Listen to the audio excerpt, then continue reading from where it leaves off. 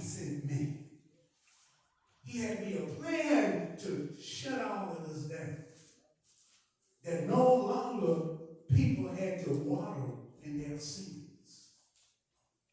He said, I come to shut it down because I'm giving you authority and power that you can walk away from anything. These spirits of alcohol, drugs, pornography, lustfulness, all of these things Paul speaks of in 1 Corinthians 5 and 6.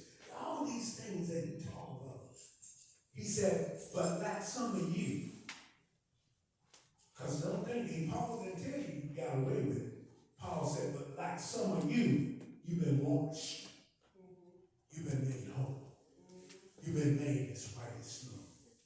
But that's not going to stop everything, because Satan, he'll make you say a word all of a sudden. You say, oh, how did I say that? Because the flesh is always being tested. Amen. 1 John 3:8 said, sin is not from the devil. And we all have sinned and come short. It had knocked at my door. Some of you is knocking at your door right now. Some of you, I know, sometimes it is good to come to church, but it's better to come to Christ. I love this thing in church. We want to blame it on COVID. Half of the problem ain't even have nothing to do with COVID. Half of the problem, everybody want an excuse not to come to church. Because Satan had told them, ain't no need to go on to church. Because he don't care for you like I do. I give you cars. I give you houses. I give you Gucci bags. I give you all kinds of fine suits. I give you all of that. God ain't going to give you none of that. God do tell you, they that wait upon the Lord shall renew their strength. And God is always there.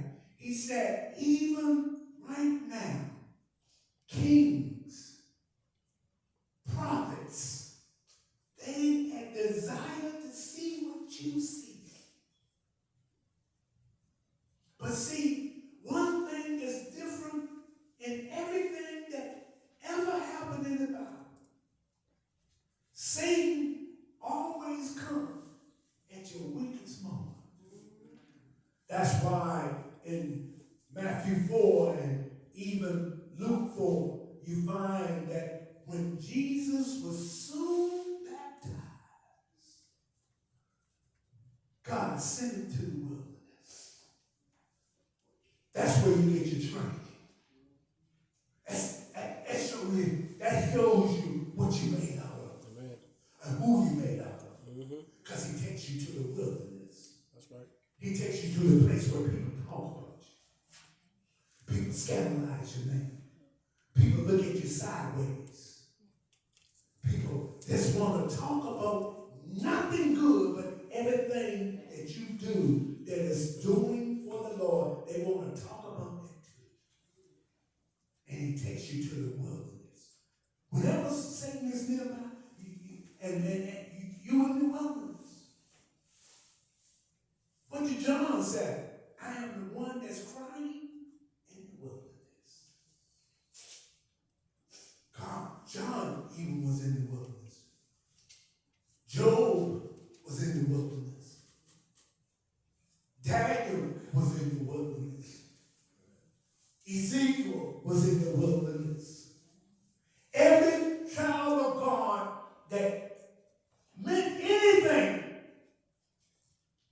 to the advancement of God making disciples, they all went through a wilderness experience.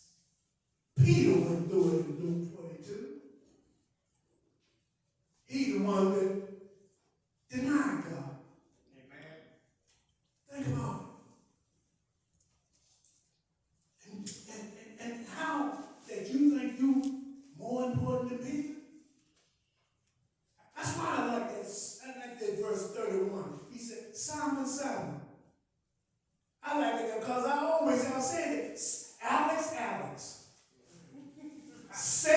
has designed to have you. Anything good of God, Satan wants it. You good of God, Satan wants you. Satan wants you not to do anything. Satan wants your church to fall apart. Satan wants you to blame everybody else. But Satan wants you to realize he's telling you, I got your back. Satan ain't never had nobody's back. Lucifer. What a name. Think about the first word, loose. Loose me. That's why we have to tell Satan, loose me. Let me go. Because even the chapters before that, he tells us what Satan has done. He told us what he did to Paul. Paul said in 2 Corinthians chapters 2 Corinthians chapter 4. He tells the story how that even Satan have to ask permission to have you. Satan can't just jump on you, but you let it. But he got to have permission from God. Because Paul said, I had a thorn. I don't know what your thorn is. You know? I got a thorn. Now, he said, but I used this thorn, a messenger from Satan, to buffet you. See, even God used the word buffet. So when Satan come, keep your mouth shut. Don't be laying everybody out because you think you're big and bad enough to do it. He said, keep your mouth shut. Buffet means shut up. Okay. Not my will, but thy will be done. But see, that's what I told you. Write down what I'm saying. Isaiah 14, starting at verse 12. You're going to see 5 places where not my will became our will. Satan said to the 5 times, I will ascend above heaven. I will put my throne above you. I will do this. I will. And a lot of us have an I will spirit, not a I can do spirit. You can do all things through Christ. It strengthens you. And he strengthens you every day. So don't think by the time you leave out of here if you haven't had the word preached to you. Because see, you got to take account of this. I have to take account of this. I haven't always did right. But God has a way of bringing you back to your senses. Don't lose your mind up in here. Don't let what you see up in here tell you don't need to come. You don't know how many angels are sitting inside this place right now. I'm talking about angels. You don't know nothing about it. But they are the one that when you having a bad day, they come along and nudge you, say, go home, don't do that.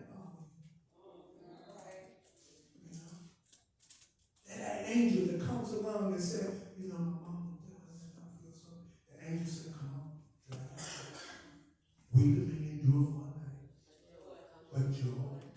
That's what we was talking about in the beginning of the word.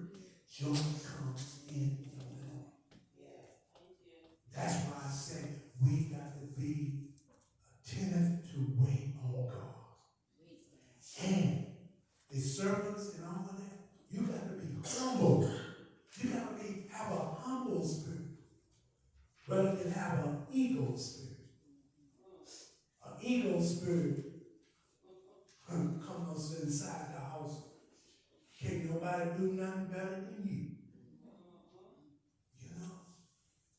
If we had a whole lot of ego spirits up in here, this church would be be tore up on the floor. It would. Every time you walk up in here, you say, I ain't worried about that. Come up and the fight. You know? Don't you know some of the best fights you find in churches? All right. You think WWE and all SmackDown and all that, you can come right up in the church and have a fight.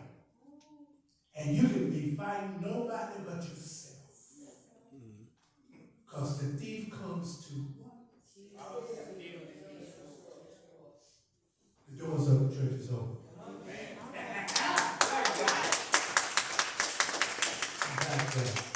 You know, today is Communion Sunday, and I am so glad that God just brought a word through. Just remember, Satan ain't playing, but God gave power. Look at all the things that this body of church have done when we be complacent and be in the right mind to do things from your heart. Satan wants your heart.